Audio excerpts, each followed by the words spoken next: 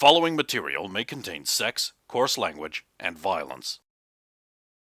Of course! Of course!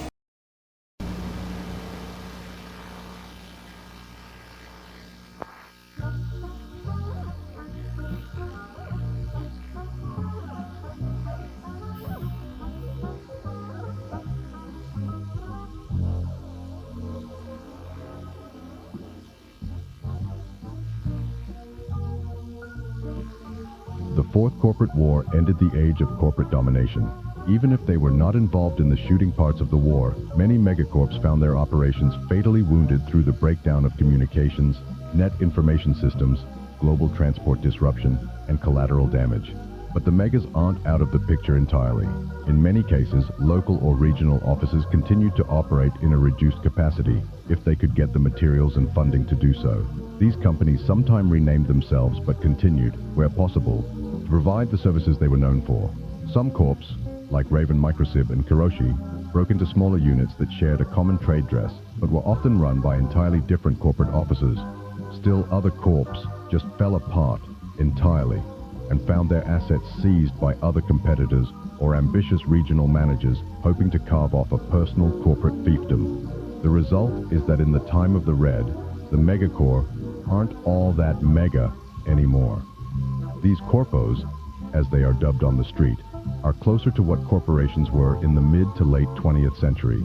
Local companies powerful on a regional or national level, but without the enormous international reach of the roaring 2020s period. This doesn't mean they're toothless, far from it. Corps in the time of the Red are, if anything, more rapacious and power-hungry.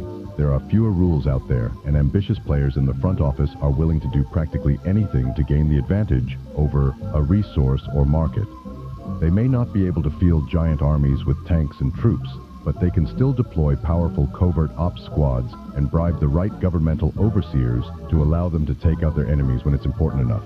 Unfortunately for them, in this post-war environment, the most determined edge runners can also field hardware and advantages often equal to those of smaller corps. And there are even a fair number of edge runners using the open market to start their own baby corps to take on the tottering old guys.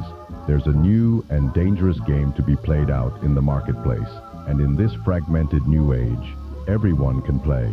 Corporations are usually organized as a vast hierarchy, with a president and board of directors at the top, and a huge sea of workers at the bottom. In the middle tiers, one finds the realm of the corporate executive, a struggling middle-class overachiever, usually with a single-minded goal of grabbing as much power and privilege as possible.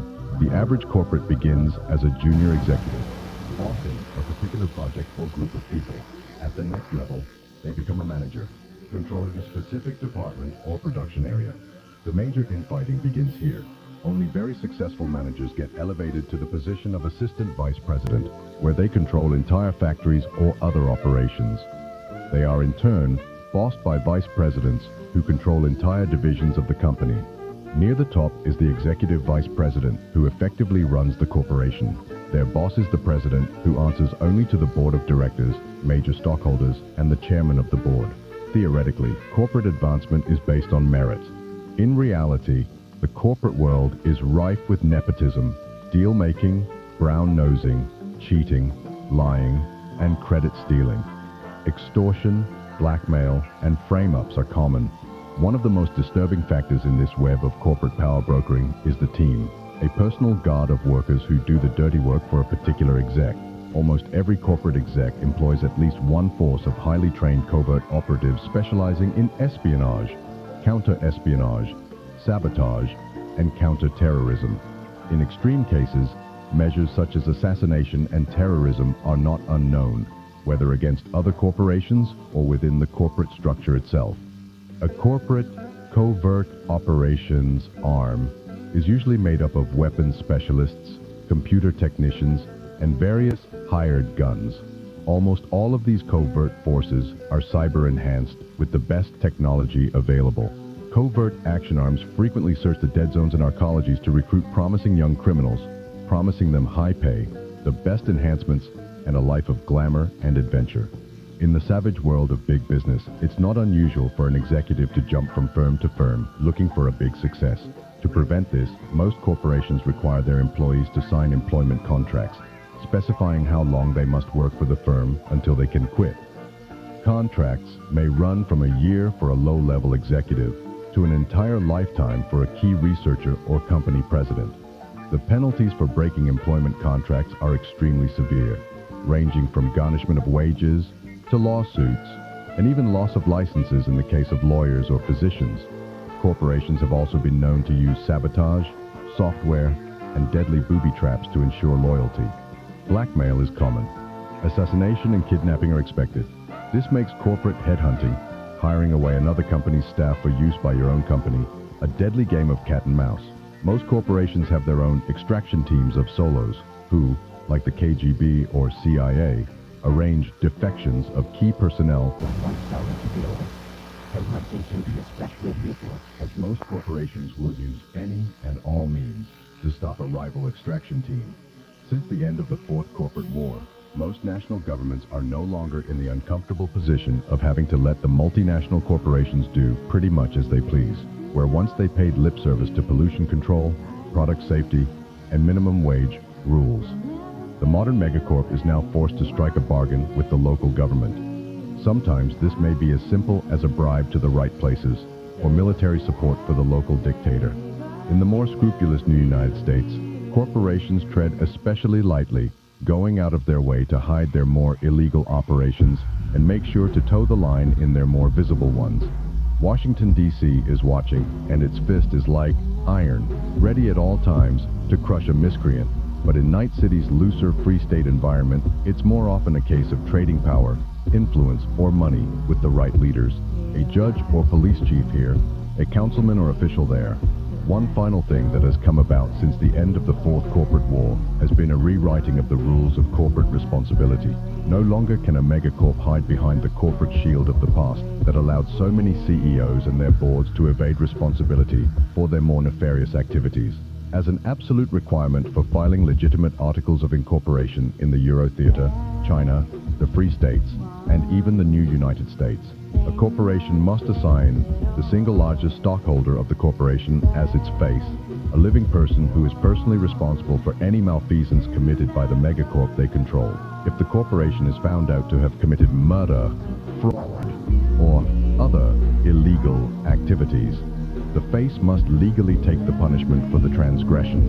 This could end up as a long prison term, or, in the most egregious cases, like industrial accidents such as the infamous Union Carbide Bhopal disaster, even the death penalty. Obviously, this is intended to ensure that the current face keeps their company out of trouble, or at least make sure whatever trouble it gets into isn't connected directly to the management of the corporation.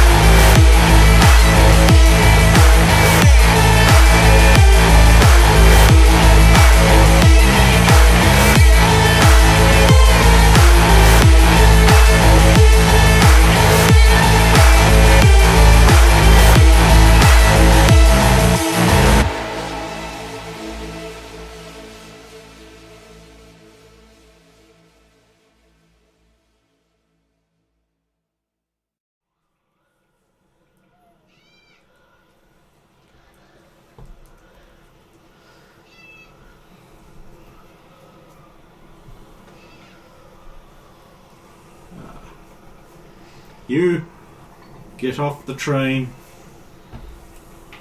and are confronted with the town stretching out ahead. Oh. It is a much bigger city once. In the background, the teetering, leaning, and sawtooth-topped towers of old skyscrapers barge into each other like ponderous glacial drift over time. Close to the rail yard, newer establishments have been made out of the rubble of the old city of El Paso for the new town of El Paso. It is certainly devoid of people. The wind blows a grim amount of dust across the place. I'm almost getting like Fist of the North Star Town vibes.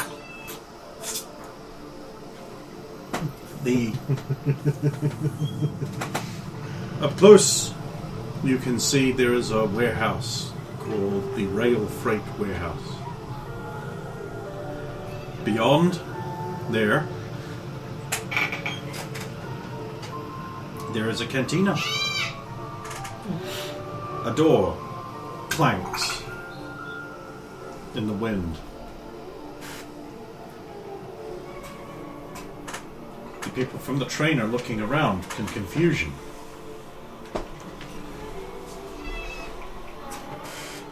An old Continental Brands Oasis is all boarded up and nailed shut in the distance around a partially dilapidated well.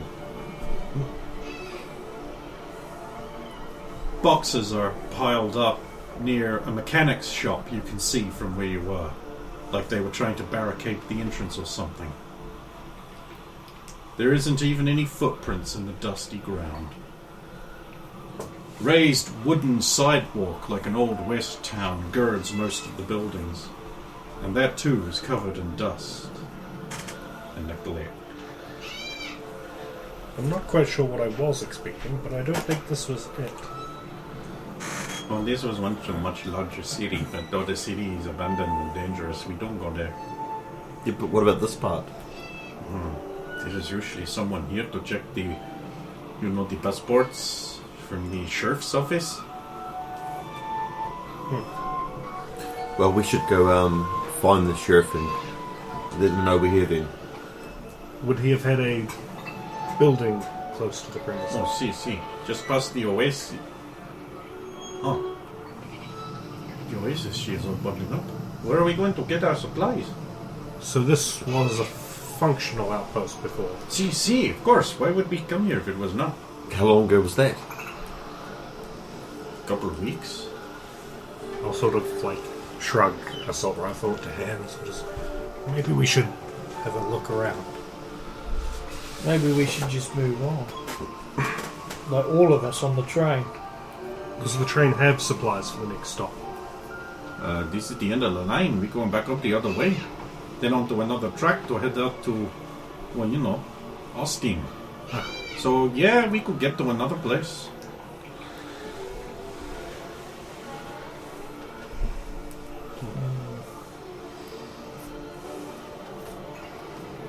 Being bad at geography, Austin would be significantly further away from where we were hoping to hit. Yeah, you're hoping to go to Mexico? Which is across the border from El Paso. Right. This is like a double border with the new United States, the Republic of Texas, and Mexico.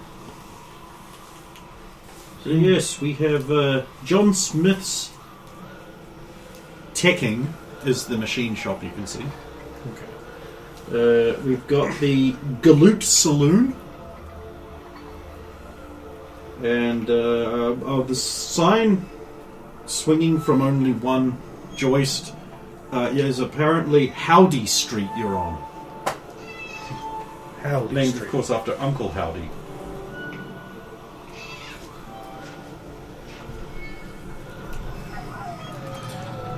I don't like this place.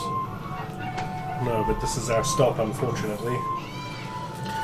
Right, we should go to the sheriff's office. Yeah, hopefully there's someone here who can explain what's going on. If there is someone still alive, perhaps for our assistance, we can get assistance. But that's not a bad idea. Maybe, if we do something nice for them, they'll just let us cross the border, no questions asked. I'll look around and see who's close by apart from us. Fleur. Just Fleur. She's staying close-ish to Graves, but not so close that she looks clingy or needy. It's a calculated distance. Very exact, very... She needs to chill. We need. I want to make a human perception check to see if I notice this very specific. It is like anti-Roger behaviour. Maybe you pick up on it. No, 1 into a 5. Well, I've already did the roll thing. I love searching for Fleur because of the picture. We You walk through the We need crunching... passports. Yeah. Yeah, so there may not be anyone to give them to. But maybe we can find We a don't. terminal and rustle something up. We don't have passports. Yes. Oh, wait a minute. This isn't Night City anymore. I've got to change the lighting. Yeah, so we scheme need to fake be one. I mean, close to where you are. Which we may find in the sheriff's office. Well, let's go and find out. Yes. Yeah, there we go. It's because it's daytime. Sort of, it's getting to the evening now. Okay. I'm going to make a more specific perception check as we move past up to and maybe past the oasis.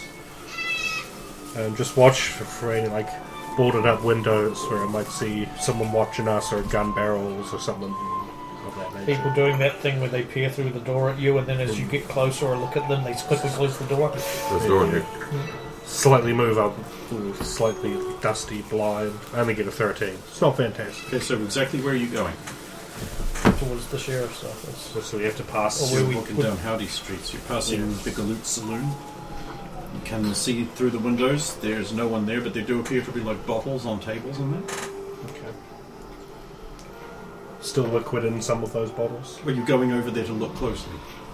Through the greasy, Maybe dirt-smeared windows that only barely let you see this detail. Okay. So I didn't know this like that. You're going to... Well, when you're in your mind. Theatre of mind. Yeah. So you go over there to push the door open and have a go inside, do you? No, if we can't see anyone through the windows, and we're aiming to get to the sheriff's office first. Dust and dirt are piled up against the edges of the buildings in the direction the wind is blowing, and the windows, any windows mentioned they're very dusty. You could put a smiley face on it and it would be really distinct. So you cannot easily see through, but you can see some details, but not much. You can see that there is a bottle on a table maybe, but not what's written on the bottle or what's in it, or the kind of table it is. This is very much silhouetting. Very high contrast, low detail. Given the environment, it's easy to imagine a couple of weeks of no maintenance could result in this. It's very dry, this environment. They could have frequent dust storms here and things. So. You go down Howdy Street and you pass what appears to be called Sassafras Lane, where it leads to the warehouse and the old boarded up Continental Brands Oasis. And the faded and gunshot riddled sign hanging out front is closed until the traitors are brought to us. Traitors, huh? But that part is hard to read because it's all bulleted up. Go up. You walk over there. Yes.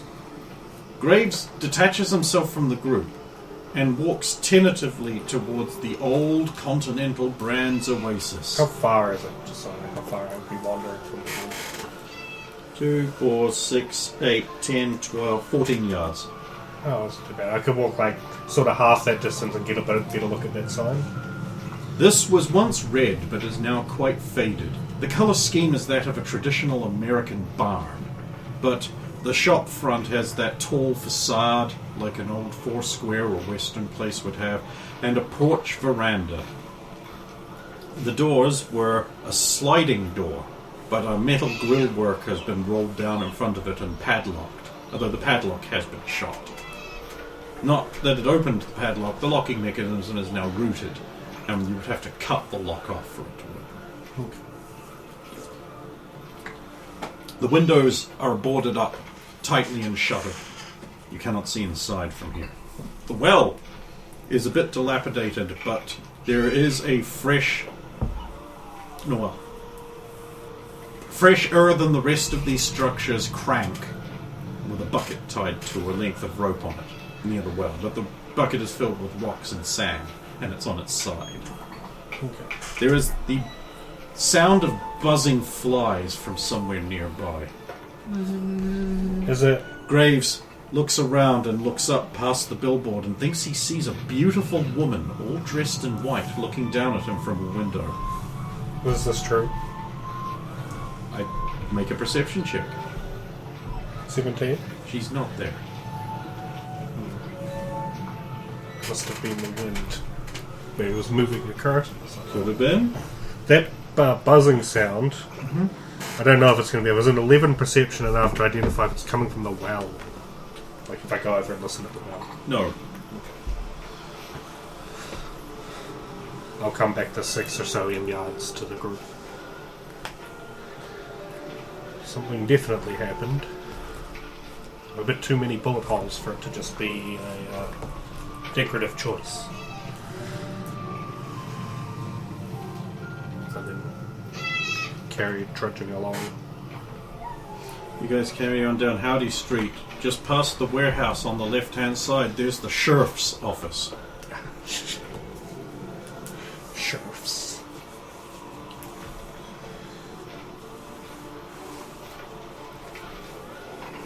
Here it is. Wonder what we'll find inside. Let's head over to it and see what we've got.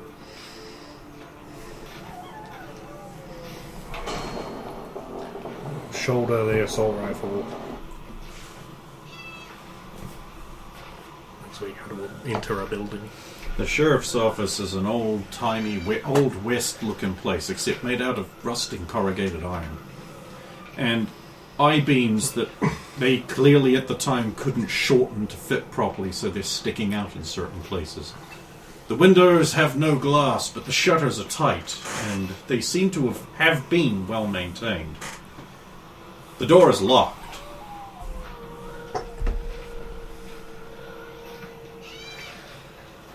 Is there a closed sign or anything? Or? No. No? It does, however, have a hand-painted sign that is still very neat in rosewood lettering. Sheriff's office.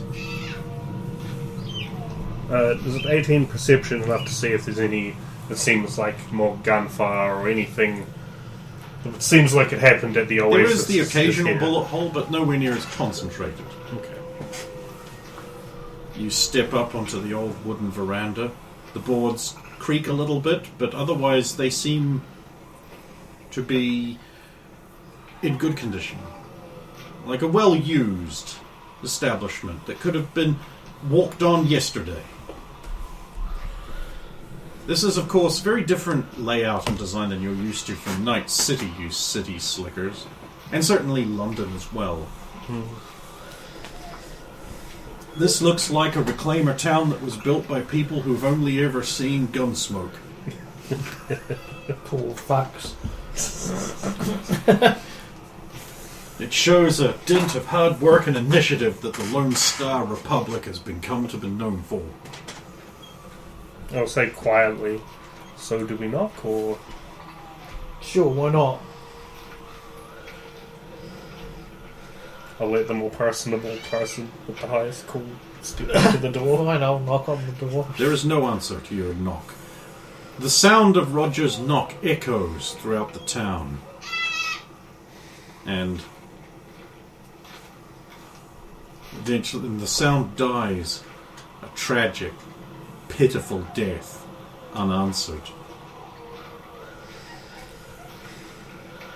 What type of lock is it? Inside appears to be a grimy smear. Oh.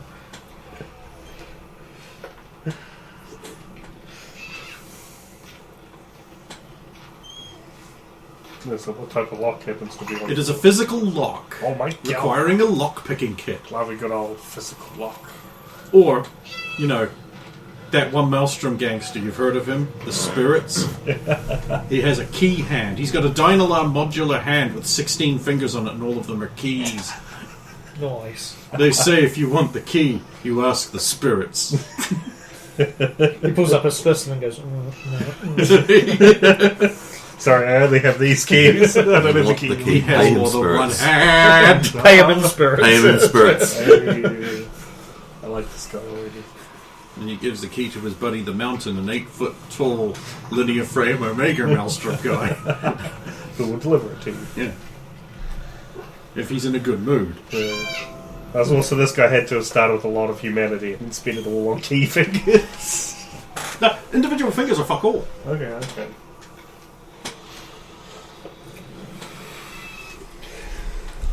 So what are you doing, clowns? Well, we can maybe break in and take some fake IDs.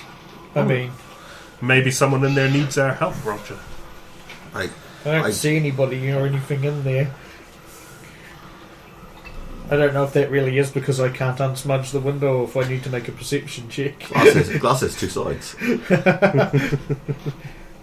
Shit, true. It's all the dust coming from the inside. If the back door is open, that's all the dust get in there, but we spend a while futzing through the front door. Well, none of you have pick lock. I'm just trying to double check it that I can't. It's a tech skill. Yeah. Oh, I'm not saying I don't have pick lock. I just don't have the lock picking kit. Ah. Yeah. It's not something we normally do, is it? Do you think we could just shoot this kind of lock and get the door to open? Or It's a is it- possibility. It depends. Are you tootin' and or rootin' enough?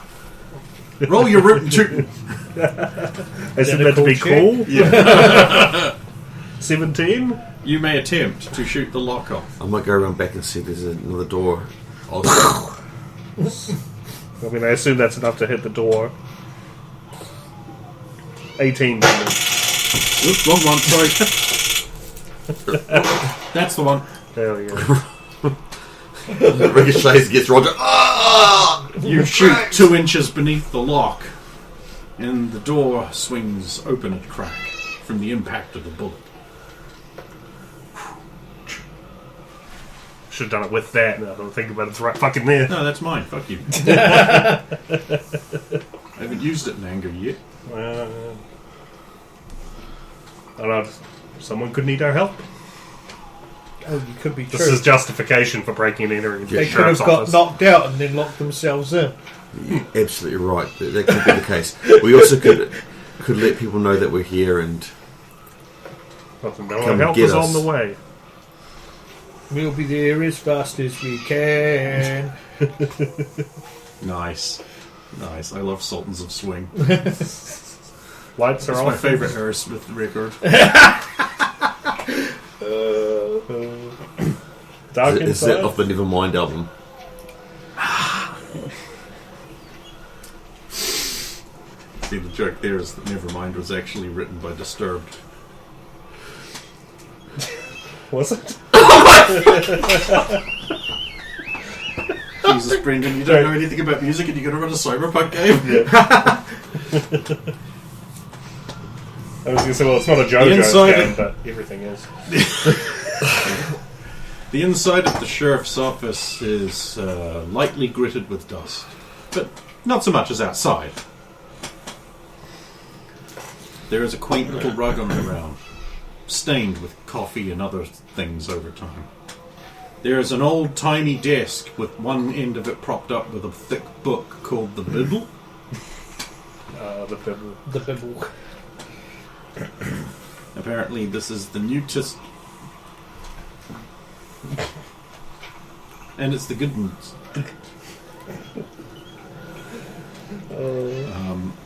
Upon it there is a typewriter. You don't know what one of those is. It looks like there's a computer keyboard, but it's not connected up to anything. Also, it's big as fuck. Is this some kind of primitive cyber dick? It doesn't have any plugs. How do you use it? On the far wall is a series of iron bars with movable barriers built into them. And no one in the cells? You can't see anyone. Is it because it's dark or just because I haven't made the check? It's because there isn't anyone in there.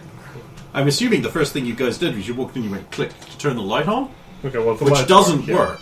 Okay, then flashlights if it's too dark, given the grimy state of the windows. Uh-huh. There's some paperwork on the sheriff's desk, and there's a coat, like a tan grey one with a shoulder patch with a star on it hanging up on a coat hook. And there's a cabinet over there with a bunch of guns in it, locked up secure and tight by a very advanced lock. Like an ESEC type lock. Like a multi-stage lock. There's physical key lock and an ESEC thing. Have a look at the paperwork on the desk. I'll check the coat's pockets. Okay. Which order would you like me to resolve those two things in? I've got to go around, so he'll be the papers before I get to the pocket.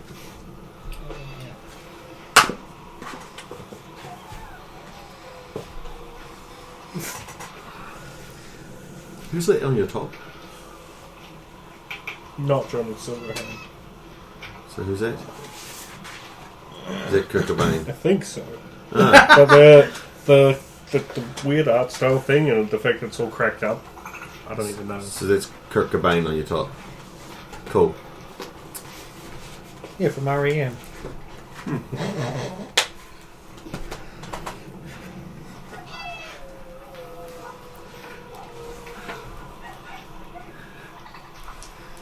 This album was never mind.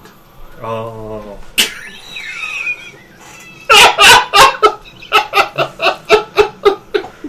I see. Yeah. It was the lead singer of Disturbed. I thought it was from REM. That was before that. Ah, I see. But did you learn nothing from Peter Gabriel competition? Alright. Here is the documentation.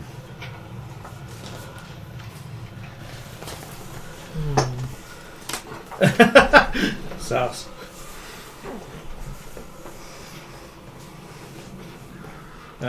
Is there any particular order you want us to... Oh, I think it'll become pretty evident as Brendan starts reading. Touche. Continental brands. A treat to eat. The only reliable source of foodstuffs. Many have tried to seek alternatives. Where are they now? Radical dissidents in El Paso. Terrorism takes many forms. Blowing up buildings and people, I guess. Making music that angries up the blood, playing music with anti-corporate messages out loud and unashamedly voting! Lots of forms. Those aren't all of them by a long way. Sometimes it doesn't even seem like terrorism, which is how dissidents can sneak into a community and take over. Farmers. It conjures up a contrary image to terrorists. Overall, wearing hardy men and women, holding a pitchfork as they survey Continental Brands land and sigh contentedly at a job well done. The backbone of a healthy economy. But sometimes the terrorist is the farmer. A nasty, conniving, selfish dissident who wants to operate an unsanctioned and unreliable farm outside of Continental Brands' oversight and quality control standards. The kind of terrorist dissident farmer that can get people killed with unsanctioned and unreliable products without the guarantees Continental Brands provide. In some communities, dissident farmers have set up their own shabby mockeries of farms and started convincing locals to buy from them. This seems fine. Who doesn't want a local supply of goods? What could go wrong? And that's how they get you! Soon your children are getting sick, their teeth are turning grey, and their organs are being cluttered up with unnecessary detail. Then they're dead!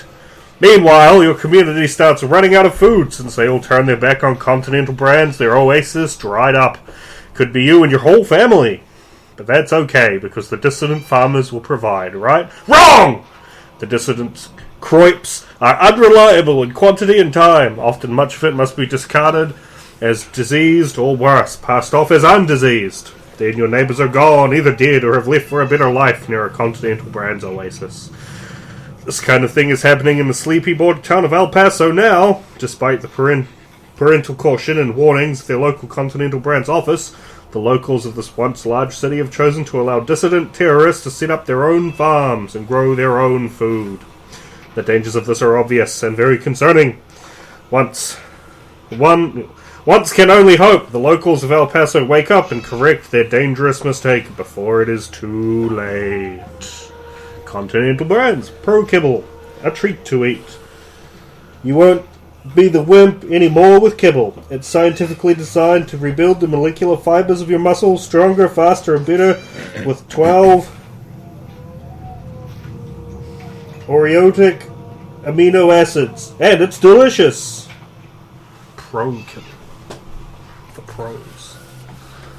Local musician just dies of murder. Dies of murder. Bruce Hooton was a beloved El Paso musician with his banjo and folksy hip-hop lyrics. Bruce was a popular eye at the local bars and even travelled around Texas on occasional tours.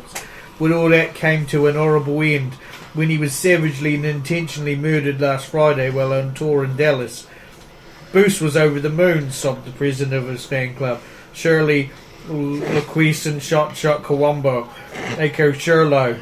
He had signed a big contract with BMI to publish his music and reach a global audience. He was bleating about it on Flock, which, as we know, is the equivalent of Ziggurat's Garden Patch. He was so happy, and indeed he was. His bleat read, "Yeehaw, my niggas! Guess who has 2 thumbs and just signed a deal with BM motherfucking this guy? Be on me motherfucking eye. This guy. I'm going international, y'all. Catch y'all later. I'm going to get shit-faced." And shit-faced he got indeed. And it is at the height of his happiness that his career and life came to an end by murder. From what the Texas State Sheriff's Office say, it went down something like this. Bruce left his hotel room, paid for generously by BMI, after packing his revolver and securing 6 constitutional armor-piercing bullets in the cylinder. He proceeded to a local bar called Shot Kickers and drank with the locals and some of his fans for an hour, whereupon he declared, "I'm feeling powerful hungry," or words to that effect. One of his fans suggested going not to the reputable eatery, but going to a local farmers' cooperative market, set up in a dangerous part of town. Bruce, it is reported, agreed, and tried to leave by the other door, which would be a more direct means to leave to get to the illegal night market run by unlicensed food producers, whereupon he tripped and fell into the floor. Witnesses report his pistol, a constitutional arms Rough Rider revolver, slipped out of his holster and landed on the ground. Bruce stood up, and while he did so, he picked up his revolver. However, in his inebriated condition, pulled the trigger and discharged the weapon, which fired twice, harmlessly into the hanging old-timely gold panning pan hanging by the bar. The bullets ricocheted and struck him in the back of the head. And so Bruce Old died, cruelly murdered by the dissidents, for if he had gone to the restaurant and left through the other door, he would have not have tripped on a rug and died. The callous attempt to lure him to Farmers Co-op directly to his death, say the sheriff's office. The fan who suggested the subversive eating choice has been arrested for malicious acts resulting in harm or death. The judge has been selected and will be Jeffrey Hamilton, who has been a state judge for 10 years and has served on Continental Brands board of directors for 3, and a reliable rating of 7, and an excellent choice. BMI Records have offered to pay the legal costs of the prosecution and have stated they wish to bring civil charges for loss of revenue and denial of legally hired talent. BMI Records report a loss of money on the deal with no talent and are also pursuing damages as Bruce Holton has no official recordings of his work and only a partial recorded songbook. The world is poorer for his loss and the loss of his music taken from us cruelly by Lane Harlan A dissident disguised as a fan. Hey. Red Chip Krew coming to Texas. Who? Why do I care? These questions are all good ones, dear reader. And I will tell you, the Red Chip Krew are a band of violent Night City solos led by the maverick terrorist Roger St. Burghsend, a Rockerboy with dangerous anti-corporate views, confirmed anti-Militech terrorist who has staged riots and concerts barely distinguishable from riots against Militech. In his crew are the vixen Jess, a desirable woman who is confirmed to have sliced off the heads of her dead enemies to put on a local crime lord's piano. Hey, they got some truth in there. Look at that. Some, but not much. And the golden-armed Ronan. Nobody knows his name, it seems, but we know they call him Graves, presumably for all the bodies he's buried and his deadly laser katana. The group is rounded out by a black metal killing robot marked by its inhumane presence and lack of concern. The Red Chip Krew are deadly dangerous, and they have left Night City and are heading for El Paso, Texas, a notorious town on the decline recently. Why? Nobody seems to know, but Militech has posted a 10,000 Eddie bounty for their capture. We have posted a bounty for the capture of the Red Chip Krew. Sergeant Emmett Dungbingo announced to the reporter 10,000 EB for their capture. The bounty brings the Red Chip Krew in line with the bounty for El Diablo, a prominent murderer, member of the Banditos bandit group. The Red Chip Krew are considered armed and dangerous, and anyone who attempts to bring them in must take care to also secure their equipment. However, it is not recommended that just anyone try to secure the bounty, as a murderous quartet have killed and are likely to kill again. Damn straight. We know they are often try to present themselves as amendable, available for hire. Sergeant Dung Bingo informs us. You might see them casually buying a drink like they're a normal person offering to provide services in exchange for money, like any regular mercs, but they're dangerous and murderous, likely to kill you just for fun once you're of no further use to them. Each member of the group seems to have triggers which set them off on a psychopathic killing frenzy, according to Sergeant Dung Bingo. The female of the group will take pleasure in slowly killing men who try to touch her, which is a thing men are likely to want to do. The Ronan, Graves, reacts poorly to other people having weapons, and Roger, he's the most dangerous one of all. If you see the Red Chip Krew, you can notify your local Militech office if you have one. Ooh, people having weapons, that really gets me going. The murderous Golden Arm Ronan Graves leading a riot in NC. Yeah. That was a sick riot. I think maybe Ken will want the last one. Oh, it's the thing. I'm trying to do my best Sergeant Scruggs. Hey there, true believers. It's your old pal Big Grim, the irrelevant blue-eyed thing coming at you with a review of something a bit different today. We're talking about JoJo's Bizarre Adventure Golden Wind. Let me tell you, this show ain't kidding around with the bizarre part. Right off the bat, we're tossed into the wild world of Giorno Giovanna, a kid with a dream as big as my big rocky fists. This ain't your average superhero story, oh no. Giorno's got a stand, a fancy-smancy power called Gold Experience, and he's on a mission to clean up the mob from the inside. Now, I've tangled with a few wise guys in my time, but these fellas take the cake. First off, the animation is slicker than a greased-up Human Torch. The colors pop like Alicia's cookies out of the oven, and the action scenes, forget about it. They're so over the top, you feel like you're watching a Kirby space opera.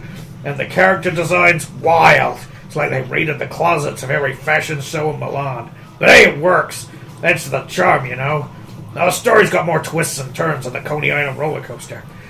You know it is true. Bucarati, Mister, Narantia, Abashino, and Fuego. They're not they are a motley bunch. But they got hearts of gold. Each one of them's got a stand with powers that are nuttier than a fruitcake. And the way they use them in battles, pure genius. Like watching Reed and Doom go at it with all their crazy gadgets. Hey, let me tell you, this ain't a walk in the park. The villains are tougher than titanium and meaner than a junkyard dog. And the stakes, higher than the Baxter Building. Every episode's a nail-biter, keeping you on the edge of your seat. I gotta give props to the creators for keeping things fresh. Just when you think you know what's coming, they throw a curveball and knocks you right out of left field. The stand battles are creative and the dialogue's sharp. And emotional beats hit you right on the old ticker. So if you're looking for a show that's got action, heart, and enough weirdness to make you question reality, JoJo's Bizarre Adventure Golden Wind is the ticket. It's a wild ride and I guarantee you won't regret it. Now Sid, there's Ben Grimm signing off. And remember, true believers, it's clobbering time! Yeah. Electric. Can't believe you guys didn't read out the second continental break. I was just noticing it was different. Were you caressing her, were you? No. What's supposed to look up and just these... Why not stop by your local oasis for a selection of kibble and other continental brands food stuff? If you can. Or you could get diseases or die, I guess. Highest continental brands propaganda. I mean, advertising.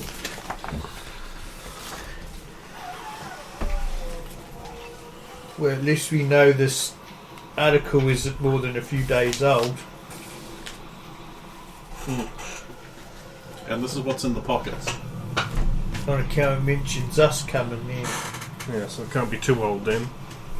I wonder if the... There's a cup of coffee sitting beside the weird computer keyboard thing. And there's a hand sheet. on the side. It's cold. Yeah.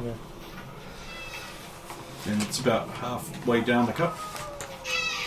Didn't finish his coffee. Did you say there was a sheet of paper in it? What's this? Strange contraption written on the paper as I investigate this mysterious I device. only have money It in this says pocket. the. So it's Left money the. behind. Yeah. The...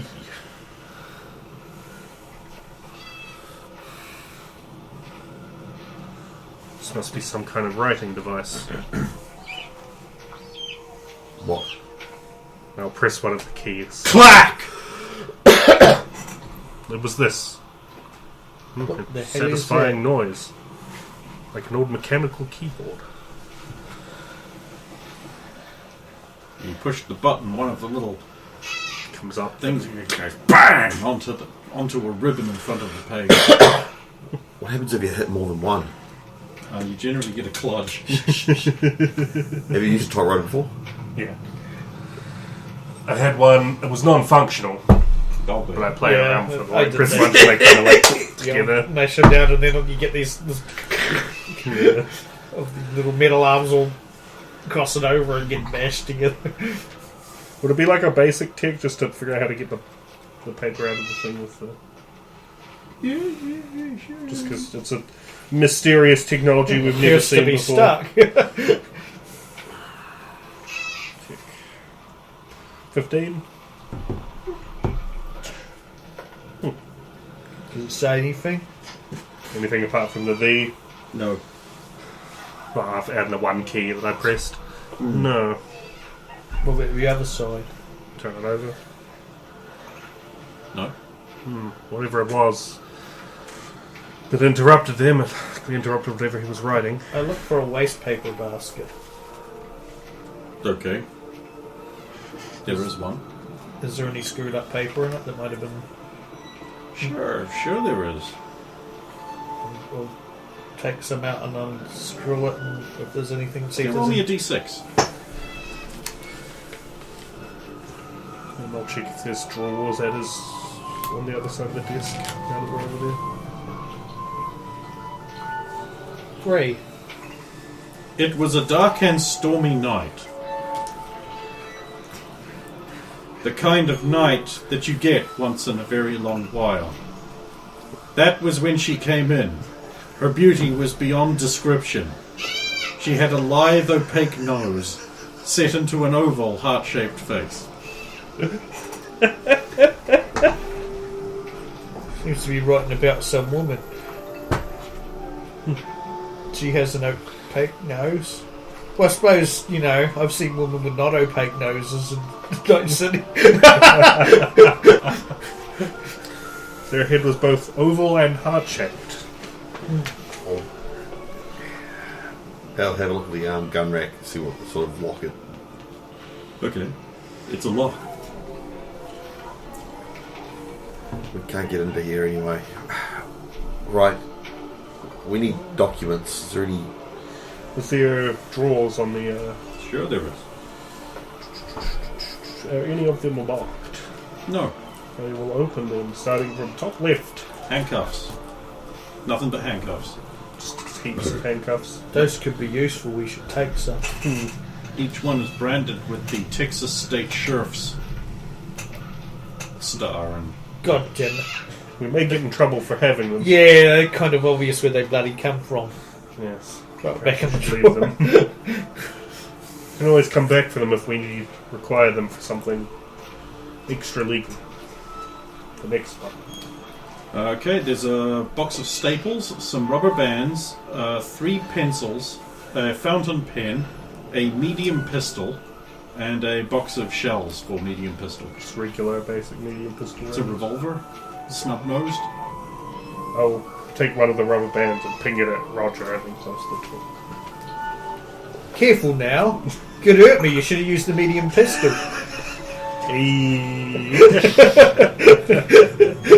Thank you.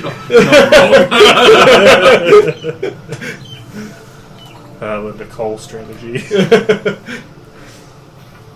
there like 4 to a side? I'll open the third one. A bunch of paper. Just blank paper. I'll riffle through it. Yeah, it seems to certainly all be blank. And I'll pick it up and check if there's anything underneath. Just want to make a perception check. You know me and finding the correct perception skill. Even though I could search for it, I never do. You write PER and get it persuasion. There we go. 11. Not a lot of 2s. Yeah, it just seems to be paper. In the last drawer. In the last drawer is a set of keys Oh, and jingle. a cardboard box. I'll set the keys on top of the desk and pull the box out. Okay. There is a money clip in silver, but more silverish. There is a small Bible, like very small, a Gideon Bible, if you know what one of those is. I've heard of them, but I can't remember exactly what ones They're little and blue. Oh, like the ones I hand out in schools and stuff. There is a light pistol. Okay. Even though when you have to shoot an ant. That just reminds me of that film My where they were revolver. literally trying to shoot ants with pistols. Oh no. That's great, but still. Where did I get up to? The laser pistol. Light pistol. A shrieker. Ooh, I'll pull that out.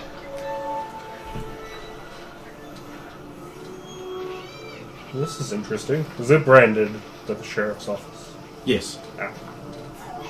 No, it doesn't. But it does have a big red hand on it, like printed on it. Oh, okay.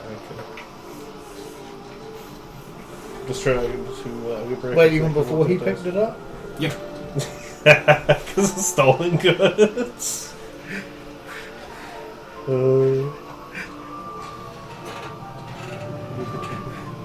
Hey, we have ear protection. It forces them to do the resist torture drugs, and if they fail, they get the injured ears. Critical injury.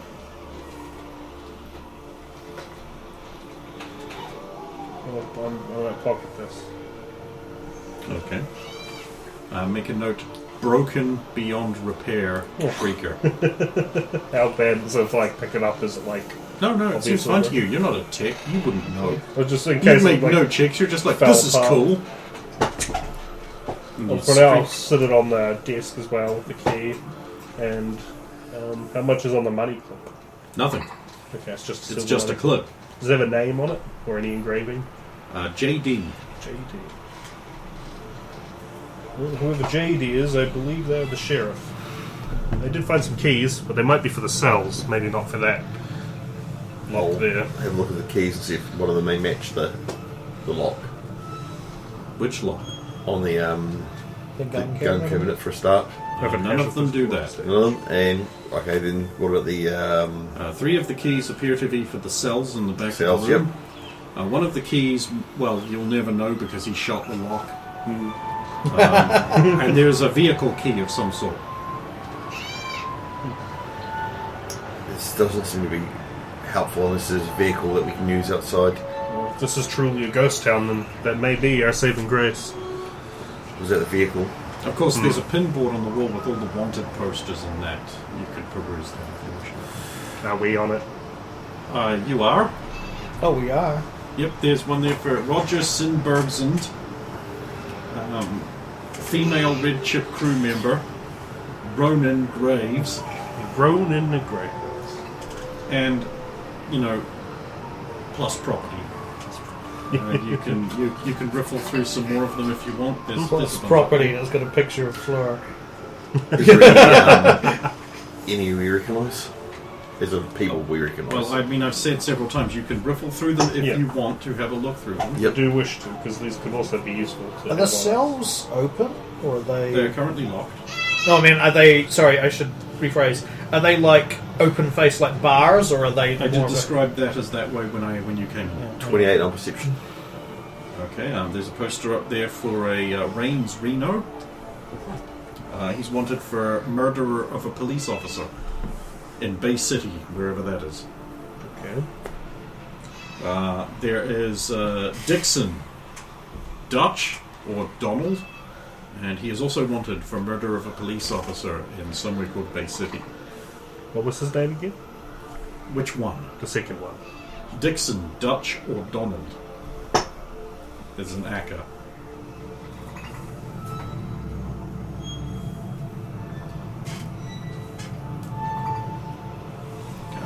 Renegade Maverick, who's wanted for shooting a sheriff and the deputy. He Shot did both of them. both.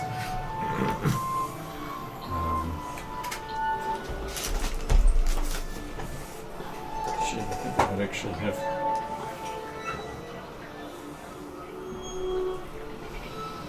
I love that hip hop version of that song.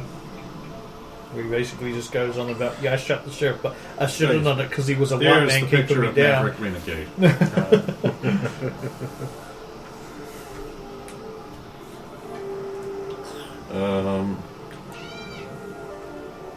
Also Bay City? No.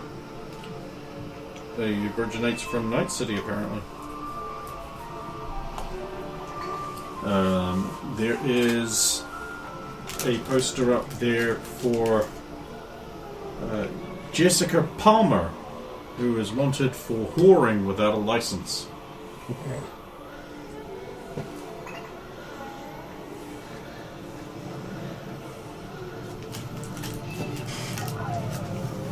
And there is a warrant for someone called El Diablo. No picture. They are wanted for murder, cattle rustling, horse thieving, aggravated assault, drug smuggling. Isn't El Diablo basically the Mexican equivalent of Renegade? Yes, that would be about as generic, yes. Bozo smuggling. Wow. Just putting Bozo in his game. Smuggling bozos, that's fucking hardcore. Carrying multiple rocket launchers without a license. and Launcher permit. blowing up churches and tax evasion. Ooh, that's heinous. Yeah. Yeah. Yeah. Yeah. Yeah. Yeah. Night train to the end.